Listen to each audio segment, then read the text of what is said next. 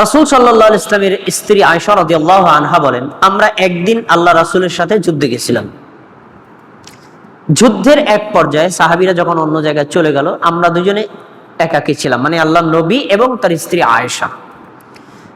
আয়েশা রাদিয়াল্লাহু তাআলা আনহা বলছেন, আমি এবং আল্লাহর নবী দুইজনে দৌড় প্রতিযোগিতা করলাম, খালি মাঠে দৌড় দিলাম। দুইজনে যখন দৌড় দিছি, আমাদের নবী সাল্লাল্লাহু আলাইহি ওয়াসাল্লাম আমার পিছনে পড়ে গেলেন আর আমি ফার্স্ট হয়ে গেলাম। আচ্ছা, আয়েশা রাদিয়াল্লাহু তাআলা আনহা বলেন, তার কয়েক বছর পর আবার ওরকম একদিন ফাঁকা দিন পেয়েছি, নবী সাল্লাল্লাহু আলাইহি ওয়াসাল্লাম আমি দুইজনে দৌড় দিছি। কয়েক বছর পর যখন আমার স্বাস্থ্য বেড়ে গেছে, তখন আল্লাহর নবী ফার্স্ট হয়ে গেলেন, আমি পিছনে পড়ে গেলাম। নবী সাল্লাল্লাহু আলাইহি ওয়াসাল্লাম মুস্কি হেসে বললেন, আয়েশা, আগের বারেরটা এবার শোধ করে দিলাম। তাহলে হাদিসে কি পাওয়া গেল? নবী সাল্লাল্লাহু আলাইহি ওয়াসাল্লামের স্ত্রীর সাথে দৌড়াদৌড়ি খেলাধুলা করেছেন না করেন নাই? করেছেন। তাহলে স্ত্রীর সাথে খেলাধুলা করা, বিনোদন করা ইসলামে অনুমোদিত, একটা পাওয়া গেল। 2 নম্বর, দৌড় প্রতিযোগিতা করা এটাও ইসলামে স্বীকৃত। আচ্ছা, এবার আসেন আরেকটি হাদিস। জাবের রাদিয়াল্লাহু আনহু বলেন, রাসূলুল্লাহ সাল্লাল্লাহু আলাইহি ওয়াসাল্লাম বলেন, কুল্লু শাইইন লাইসা মিন যিকরিল্লাহ ফাহুয়া সাহওয়ুন ওয়া লাহওয়ুন। যে কোনো কাজ, যে কোনো কর্ম, যে কোনো কথা, ওই কাজ কর্ম কথার মধ্যে যদি আল্লাহর জিকির না থাকে, ওই কাজটাই অনর্থক, ওই কাজটাই অসার, ওই কাজটাই অপ্রয়োজনীয়, ওই কাজটার কোনো মূল্য নাই, ভ্যালুলেস। তবে 4টি কাজ আছে, ওইটার ভিতরে আল্লাহর জিকির না থাকলেও এটা অনর্থক না, এটা প্রয়োজনীয়। 4টা কাজ কি? 1, মাশিয়ার রজুলি বাইনাল গরাদাইন। 2জন ব্যক্তির মধ্যে বা একাধিক ব্যক্তির মধ্যে দৌড় প্রতিযোগিতা করা, কে আগে দৌড়ে যেতে পারে। এটার মধ্যে আল্লাহর জিকির নাই, কিন্তু অসার না, এটা প্রয়োজনীয়। তাহলে দৌড় প্রতিযোগিতা আল্লাহর নবী কি স্বীকার করেছেন। 2 নম্বর, ওয়া তা'দীবাহু ফারাসু। ঘোড়া চালানো শেখানো, অশ্ব চালনা। কারণ যুদ্ধ করার জন্য ঘোড়া নিয়ে যেতে হয়, ঘোড়ার উপর থেকে যুদ্ধ করতে হয়। তাহলে যুদ্ধের জন্য পূর্ব প্রস্তুতিমূলক ঘোড়া চালানো শেখানো, এটা এর ভিতরে আল্লাহর জিকির না থাকলেও এটা অসার না, এটা প্রয়োজনীয়।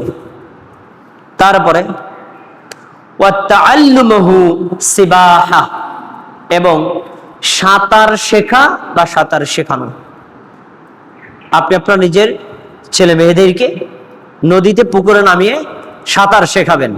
যখন সাঁতার শেখাচ্ছেন তখন তো আপনি জিকির আজকার করেন না, কিন্তু না করলেও এটাও একটা ইবাদত, কারণ এটা একটা প্রয়োজনীয়। ওর কোনো জীবনের প্রয়োজনে সাঁতার দরকার হবে। তাহলে বোঝা গেল সাঁতার শেখা এবং সাঁতার শেখানো এটা ইসলামের একটা স্বীকৃত খেলাধুলা এবং অনুমোদিত।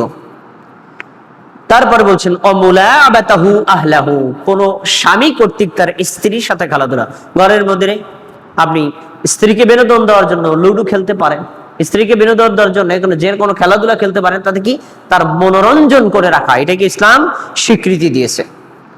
আচ্ছা, এরপরে যুদ্ধের প্রশিক্ষণ, এর জন্য যে ধরনের খেলাধুলা রাসূল সাল্লাল্লাহু আলাইহি ওয়াসাল্লাম এগুলো অনুমোদন করেছেন। দেখেন, রাসূলুল্লাহ সাল্লাল্লাহু আলাইহি ওয়াসাল্লাম মসজিদের কাছ দিয়ে যাচ্ছিলেন, মসজিদের সামনে আঙ্গিনায় ইথিওপিয়ার কালো লোক যারা আছে তারা পরস্পর খেলাধুলা করছিল। নবী সাল্লাল্লাহু আলাইহি ওয়াসাল্লাম বলছেন, খুযু ইয়া বানি আরফিদা, হে আরফিদা বংশের লোকেরা খেলাধুলা করো, কুচকাওয়াজ করো, যুদ্ধের প্রশিক্ষণ নাও। কেন করবা জানো? হাত্তা ইউলামাল ইয়াহুদু ওয়ান নাসারা আন্না ফি দীনিনা ফাসাহাতান। ইহুদি জাতি, নাসারা জাতি, ইহুদি এবং খ্রিস্টান জাতি যেন জানতে পারে যে ইসলামটা বৈরাগ্যবাদের ধর্ম না, ইসলামের মধ্যে প্রশস্ততা আছে, খেলাধুলার অনুমোদন আছে, ইসলামের মধ্যে বিনোদন আছে, এটা যেন তারা জানতে পারে। তাহলে রাসূলুল্লাহ সাল্লাল্লাহু আলাইহি ওয়াসাল্লাম যুদ্ধের প্রশিক্ষণের যে মহড়া, এটাকে তিনি অনুমোদন দিয়েছেন। আরেকটি হাদিস শুআবুল ঈমান উল্লেখ করা আছে, রাসূলুল্লাহ সাল্লাল্লাহু আলাইহি ওয়াসাল্লাম বলেছেন, ইলহু ওয়া লাইবু, তোমরা খেলাধুলা করো, খেল তামাশা করো, চিত্ত বিনোদন করো, এগুলো করো। তারপর কেন? ফা ইন্নী আকরাহু আইয়ারা ফি দীনিকুম গিলজাতুন, আমি অপছন্দ করি ধর্মের মধ্যে যেন কাঠিন্যতা এসে না যায়। শিশুদেরকে যদি আপনি ঘরের মধ্যে আটকায় রাখেন, মাঠে কোথাও খেলতে না দেন, তাহলে এই শিশু এক সময় মানে একগুয়ে হয়ে যাবে। তাহলে ইসলাম তো এরকম ধর্ম না, ইসলাম মানুষের ধর্ম।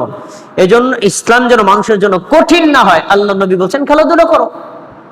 আচ্ছা, আরেকটি হাদিস দেখেন, আয়েশা রাদিয়াল্লাহু তাআলা আনহা, রাসূলের স্ত্রী, তিনি বলছেন আমার কক্ষ এবং মসজিদে নববী পাশাপাশি ছিল। মসজিদে নববীর ভিতরে হাফসি গোলামেরা খেলাধুলা করছিল, যুদ্ধের খেলাধুলা, যুদ্ধের মহড়া এগুলো। তা আমি মসজিদের দরজায় দাঁড়ায় দেখছিলাম, আমার সামনে ছিল আল্লাহ রাসূল, আল্লাহ রাসূলের কাঁধের উপর আমার মুখ রাখলাম, আল্লাহ রাসূল আমার মাথাটাকে কাপড় দিয়ে ঢেকে দিলেন, চোখ দিয়ে আমি দেখছিলাম ওরা কত কি খেলাধুলা করছে। তার মানে হাফসি লোকেরা মসজিদের মধ্যে খেলাধুলা করে, আয়েশা রাদিয়াল্লাহু তাআলা আনহু দেখে, আল্লাহ রাসূল দেখায় সহযোগিতা করেন। যদি খেলাধুলা হারামি হতো আল্লাহ রাসূল মসজিদের মধ্যে খেলতে দিতেন না। খেলাধুলা যদি দেখাই হারাম হতো তাহলে কি আয়েশাকে দেখতে দিতেন না। তাহলে বোঝা যায় যেই খেলাধুলা করা হারাম হালাল, ওই খেলাধুলা দেখাও হালাল, আর যেই খেলাধুলা করা হারাম ওই খেলাধুলা দেখাও হারাম। আল্লাহ রাসূল এটাকে অনুমোদন দিয়েছেন। আচ্ছা, এবার আসুন শিশুদের জন্য পরস্পর খেলাধুলা, এটা একটা গুরুত্বপূর্ণ বিষয়। 24 ঘন্টা শিশু